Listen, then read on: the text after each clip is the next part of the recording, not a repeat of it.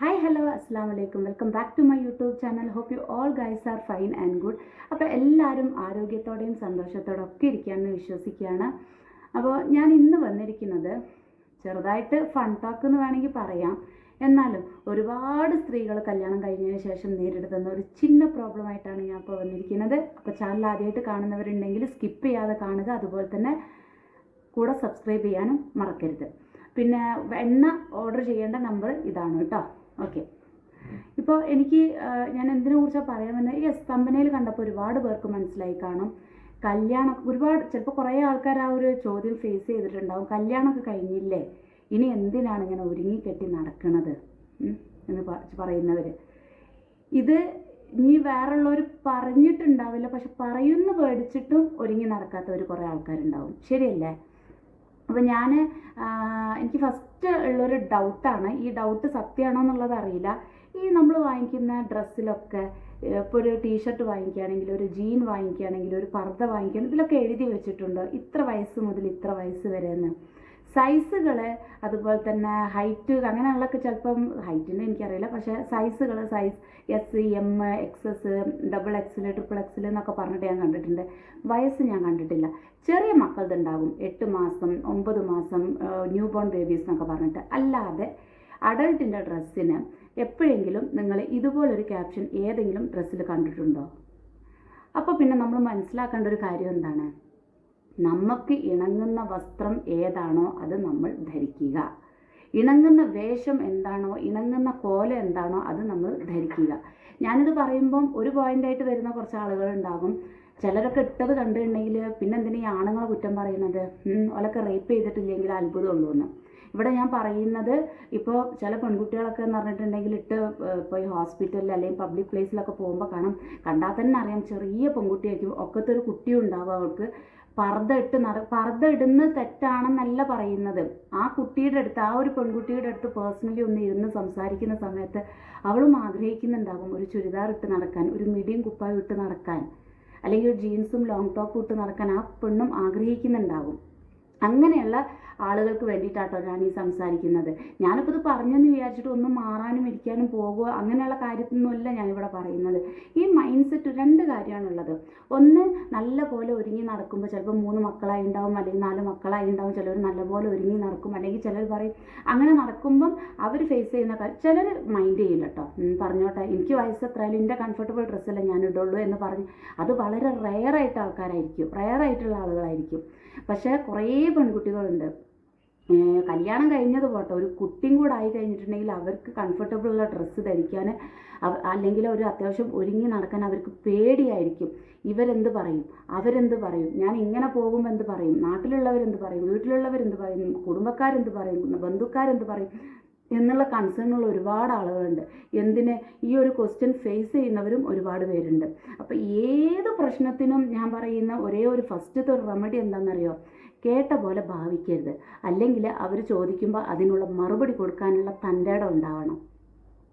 അപ്പോൾ ഈ പറയുന്നവർക്ക് സത്യം പറഞ്ഞാൽ പ്രത്യേകിച്ച് ജോലിയൊന്നും കാണില്ല. അല്ലെങ്കിൽ ഈ പറഞ്ഞ് നിങ്ങളെ ചിലർ പറയും, അല്ല എനിക്കിപ്പോൾ 2 കുട്ടികളെ, ഈ ഇപ്പം എന്തിനാ അങ്ങനെ കെട്ട് നടക്കണം? ആൾക്കാർ വിചാരിക്കും എനിക്ക് കല്യാണം കഴിഞ്ഞിട്ടില്ല, അല്ലെങ്കിൽ അങ്ങനെ പറയുന്നവരുണ്ടാവും.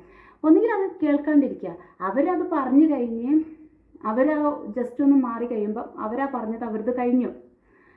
പക്ഷെ ഇത് ആലോചിച്ച് ചിലപ്പം കുറേ ആളുകളുണ്ടാവും. ചിലപ്പോൾ കുറച്ച് തടിയുള്ളവരാണെങ്കിൽ പിന്നെ പറയേ വേണ്ട. തടിയുള്ളവർ, കുറച്ച് കളർ കുറഞ്ഞവരൊക്കെ ആണെങ്കിൽ പറയേ വേണ്ട കേട്ടോ. കല്യാണമൊക്കെ കഴിഞ്ഞൊരു കുട്ടിയും കൂടെ ആയിട്ടുണ്ടെങ്കിൽ തടി വെച്ചു. ഇനിയിപ്പം ഞാൻ ഇട്ട് പോയിട്ട് എനിക്കിഷ്ടമാണ് ഇങ്ങനെ ഡ്രസ്സ് സ്റ്റിച്ച് ചെയ്യാൻ, അല്ലെങ്കിൽ എനിക്കിഷ്ടമാണ് ഇതിടാനും. നമ്മൾ തടി ഉണ്ടെങ്കിൽ ആ തടിക്കനുസരിച്ചുള്ള ഡ്രസ്സിങ് നമുക്ക് തിരഞ്ഞെടുക്കാം. അല്ലെങ്കിൽ തടി ഉണ്ടെങ്കിൽ ആ തടി കുറച്ചിട്ട് ഇപ്പോൾ ചിലർ ഒരുപാട് ഇപ്പോഴത്തെ പെൺകുട്ടികളുണ്ട് തടി കുറച്ചിട്ട് അവർക്കനുസരിച്ചുള്ള ഡ്രസ്സും കാര്യങ്ങളും തിരഞ്ഞെടുത്തിട്ട് നടക്കുന്നത്. പക്ഷെ അതിന് പോലും ഇങ്ങനെ കുത്തിക്കൊണ്ടിരിക്കുന്ന കുറേ ആൾക്കാരുണ്ടാവും. അപ്പോൾ നമ്മൾ എപ്പോഴും മനസ്സിലാക്കേണ്ട 1-2 കാര്യങ്ങളുണ്ട്. ഇപ്പോൾ കല്യാണം കഴിഞ്ഞിട്ടുണ്ടെങ്കിൽ അല്ലെങ്കിൽ കുട്ടികളായിട്ടുണ്ടെങ്കിൽ ഭർത്താക്കന്മാർ പറയും, നല്ല രീതിയിൽ നല്ല മൈൻഡ് സെറ്റിൽ അവർ പറയും, ഇനിയിപ്പോൾ ഈ ജീൻസും ടോപ്പൊന്നും ഇടണ്ട, ഇനിയിപ്പോൾ ചുരിദാർ പോരെ. അത് നിങ്ങൾ തമ്മിലുള്ള ഒരു കോൺവെർസേഷനിൽ if you are okay with his words means എൻ്റെ ഹസ്ബൻഡിന് അതാണ് താല്പര്യം, അപ്പം ഞാൻ അങ്ങനെ ഒരുങ്ങി നടക്കട്ടെ എന്ന് നിങ്ങൾക്ക് പോസിറ്റീവായി നിങ്ങൾ ആ വേർഡ്സിന് നിങ്ങളുടെ ഭർത്താവിൻ്റെ വാക്കിന് എടുക്കുന്നുണ്ടെങ്കിൽ ഗോ ഹെഡ്, അതിന് പ്രശ്നമില്ല. അതേ സ്ഥാനത്ത് കുറേ നാട്ടുകാരുടെയും ബന്ധുക്കാരും ഇവരൊന്നുമല്ല നിങ്ങളുടെ ഡ്രസ്സിന് പൈസ തരുന്നതും നിങ്ങൾ ഡ്രസ്സ് ഇട്ട് നടക്കുമ്പോൾ അതിനൊക്കെ ഇതൊന്നും അവരൊന്നുമല്ല. അപ്പം നിങ്ങൾക്ക് എന്താണ് അപ്പോൾ ഒരുപാട് പെൺകുട്ടികളുണ്ട് പ്രസവിച്ച് കഴിഞ്ഞാലും അല്ലെങ്കിൽ ഫീഡിങ് ഉള്ള മദേഴ്സ് ആണെങ്കിൽ പോലും ചിലപ്പം ഡ്രസ്സ് മോഡേൺ ആയിരിക്കും, പക്ഷെ അവർക്ക് ഫീഡിങ് ചെയ്യാനുള്ള സൗകര്യങ്ങളുണ്ടാകും, അവർക്ക് ബുദ്ധിമുട്ടൊന്നും കാണൂല. പക്ഷേ ഈ കുറേ ആൾക്കാർക്ക് കാണുമ്പം അവരാണ് കുട്ടിക്ക് പാല് കൊടുക്കുന്നതെന്നൊക്കെ തോന്നും. അതിൻ്റെ ഒന്നും ആവശ്യമില്ലടോ. അപ്പോൾ നമ്മളെന്താ പറയുക, എപ്പോഴും ഈ ഡ്രസ്സിങ് എന്നല്ല ഏത് കാര്യം ചെയ്യുമ്പോഴായാലും അതിന് ഇന്ന പ്രായം എന്നുള്ളൊരു കണക്കില്ല. ശരിയാണ്, ശരീരത്തിന് പ്രായം കൂടി വരും. അപ്പോൾ ഇപ്പോൾ ഞാൻ കടന്നു പോയിക്കൊണ്ടിരിക്കുന്നത്, എനിക്ക് മോർ ദാൻ 30 ആണ് എൻ്റെ ഏജ്. ഓക്കെ, അപ്പോൾ 30s ഞാൻ കടന്നു പോകുന്നത്. ഇപ്പോൾ ഞാൻ നേരിട്ടിട്ടുണ്ടോ വെച്ചിട്ടുണ്ടെങ്കിൽ എനിക്കങ്ങനെ പെർട്ടിക്കുലർലി ഒരു എന്താ പറയുക ഒരു സീൻ എനിക്ക് ഓർമ്മ കാണില്ല. കാരണം എന്താണെന്നറിയോ, ഞാനത് മൈൻഡ് ചെയ്യാറില്ല. If I am comfortable with what I am wearing means then go ahead. എന്തിനാണോ ഞാൻ വീണ്ടും ഇത് പറയുമ്പോൾ നിങ്ങൾക്ക് ചിലപ്പോൾ ബോറടിക്കുന്നുണ്ടോ എനിക്കറിയില്ല. നമ്മളുടെ ടെൻഷനില്ലേ, ആവശ്യത്തിലധികം ടെൻഷൻ എല്ലാ മനുഷ്യർക്കും ഉണ്ടാകും. അപ്പം നമ്മളുടെ ഈ മനസ്സിൻ്റെ ഈ മൈൻഡ് സെറ്റിൻ്റെ ഈ ടെൻഷൻ, ചിലർ മനസ്സ് വരുമ്പോൾ ഇവിടെ അറിയേക്കാം, ഈ മൈൻഡ് സെറ്റിൻ്റെ ഈ ടെൻഷനിൻ്റെ ഈ ചാവി വേറൊരാൾക്ക് കൊടുക്കാൻ ഇടവരുത്തരുത്. ശരിയാണ്, ഇപ്പം ഞാനായാലും ഏതാളാണ് ഈ സംസാരിക്കുന്ന എനിക്കായാലും ഒരു പീരീഡ് ഓഫ് ടൈമിൽ അല്ലെങ്കിൽ ഒരു സാഹചര്യം വരുമ്പോൾ ചിലപ്പോൾ മനസ്സിന് വേദനിക്കുന്ന എന്തെങ്കിലും വന്നേക്കാം. പക്ഷെ അത് തന്നെ മനസ്സിൽ കൊണ്ട് നടന്നു കഴിഞ്ഞാൽ നമുക്ക് മുന്നോട്ട് പോകാൻ വളരെ പ്രയാസമായിരിക്കും. നമ്മുടെ ലൈഫ് എന്ന് പറയുന്നത് നമുക്ക് വളരെ ചെറിയ ലൈഫ് സ്പാനാണുള്ളത്. അതിലൊരു കല്യാണം കഴിയുന്നവരെ നമ്മൾ ചിലപ്പം നമുക്ക് ഓർമ്മ പോലും കാണില്ല എങ്ങനെയാണ് ആ കല്യാണം കഴിയുന്നത്. പിന്നെ കല്യാണം കഴിഞ്ഞ് കുട്ടിയാകുന്ന 3-4 വർഷം അതും ഓർമ്മ ഉണ്ടാവില്ല. അപ്പോൾ ഇതെന്താ അറിയാം, ഞാനിപ്പോൾ മൊത്തത്തിൽ പറഞ്ഞു വരുന്നത് ഈ ഡ്രസ്സിങ്ങിലായാലും ഈ നമുക്ക് ഇഷ്ടമുള്ള പോലെ അണിഞ്ഞൊരുങ്ങി നടക്കുക എന്ന് പറയുന്നത്, എസ്പെഷ്യലി ആണിനേക്കാളും ഒരു പെണ്ണിന് അതൊരു ഇഷ്ടമായിരിക്കും. നല്ലപോലെ എൻ്റെ ഒരു സുഹൃത്ത് എന്നോട് പറഞ്ഞിട്ടുണ്ട്, എനിക്കിഷ്ടമാണ് മേക്കപ്പൊക്കെ ചെയ്ത് നടക്കാൻ, പക്ഷേ എൻ്റെ ഭർത്താവിന് വലിയ താല്പര്യമില്ല. പക്ഷേ ഞാൻ ഇട്ടെന്ന് വിചാരിച്ചിട്ട് ആളൊന്നും പറയാറില്ല. അപ്പം നിങ്ങൾക്ക് ഇടാം, ഇട്ടെന്ന് വിചാരിച്ചിട്ട് ആളൊന്നും പറയാറില്ല, ഓക്കെ വിചാരിച്ചിട്ട് ചീത്ത പറയില്ല, എനിക്കിഷ്ടമുണ്ടെങ്കിൽ ചെയ്തോ എന്നുള്ള രീതിയിലുള്ള ആണുങ്ങളുണ്ടായിരിക്കും ഭർത്താക്കന്മാർ. അപ്പോൾ അവളത് പറയുമ്പോൾ അത് അവളുടെ ഒരു ഇഷ്ടമാണ് അവൾ പറയുന്നത്. അപ്പോൾ ആ ഇഷ്ടം ചെയ്യുമ്പം കിട്ടുന്നൊരു സന്തോഷമുണ്ട് ഇത് കേൾക്കുന്നവർക്ക്. അതായത് എനിക്കിഷ്ടമാണ് ഒരു പക്ഷേ എന്നോട് പറയുന്നതിന് പകരം അവളെന്നെ പറഞ്ഞിട്ടുണ്ട്, എൻ്റെ കുടുംബത്തിൽ അല്ലെങ്കിൽ എൻ്റെ വേറെ ഫ്രണ്ട്സിനോട് പറഞ്ഞിട്ടുണ്ടെങ്കിൽ അവരൊക്കെ എന്താ പറയാമെന്നറിയാം, എനിക്കിപ്പോൾ ഒരു കുട്ടിയായി, അതിൻ്റെ മുന്നൊക്കെ കുറച്ച് അബോഷനും കാര്യങ്ങളായിട്ടുണ്ട്, കല്യാണം കഴിഞ്ഞിട്ട് ഇപ്പോൾ 7 വർഷം എന്തോ ആയിട്ടുണ്ട്. അപ്പോൾ അവളെന്നെ പറഞ്ഞു, ഞാനിപ്പോൾ വേറെ ആരോടെങ്കിലാണ് പറഞ്ഞതെന്നുണ്ടെങ്കിൽ എന്നെ ഒരുമാതിരി പറയും, ഇനിയിപ്പോൾ എനിക്ക് കുറേ ഒരുങ്ങി നടക്കാനായിട്ട്. പക്ഷെ എന്നോട് പറഞ്ഞപ്പോൾ ഈ പറഞ്ഞത് ഇങ്ങനെയാണ്. ഞാൻ എന്നിട്ട് ഒരുപാട് മേക്കപ്പ് പ്രോഡക്ട്സുകൾ കാര്യങ്ങളൊക്കെ നമ്മളുടെ ഒരു ബഡ്ജറ്റ് ഫ്രണ്ട്ലി ആയിട്ട് അവൾക്ക് അയച്ചു കൊടുത്തു. അപ്പോൾ അവളത് വാങ്ങിച്ചു, അവളിപ്പോൾ യൂസ് ചെയ്യുമ്പോൾ നമുക്ക് എന്തെന്നും കിട്ടുന്ന ഒരു സെൽഫ് കോൺഫിഡൻസ് ഉണ്ട്. ഇതിൻ്റെ ഒക്കെ ഒരു എൻ്റെ എവിടെയാണെന്നറിയോ, നമ്മളിത് ചെയ്യുന്ന സമയത്ത് നമ്മൾ ചെയ്യുന്ന ഓരോ കാര്യത്തിലും നമ്മൾ സന്തോഷം കണ്ടെത്തുമ്പം നമ്മൾ പെണ്ണുങ്ങൾക്ക് ജോലി ചെയ്യുന്നവരായാലും ചില സമയങ്ങളിൽ ചില പീരീഡിൽ നമ്മൾ ആ ജോലി സ്റ്റോപ്പ് ചെയ്തിട്ട് വീട്ടിലിരിക്കുന്ന സാഹചര്യമുണ്ട്, പ്രഗ്നൻസി അല്ലെങ്കിൽ വേറെ എന്തെങ്കിലും കാര്യങ്ങളൊക്കെ ഉണ്ട്. അല്ലെങ്കിൽ ജോലി ചെയ്യാത്തവരാണ് ഭൂരിഭാഗം ആളുകളും നമ്മുടെ നാട്ടിലുള്ളത്. അല്ലാന്നൊരിക്കലും പറയരുത് കേട്ടോ, ഭൂരിഭാഗം പെണ്ണുങ്ങളും. അപ്പോൾ അവർക്ക് ഈ ജീവിതത്തോടൊരു വെറുപ്പ് തോന്നും.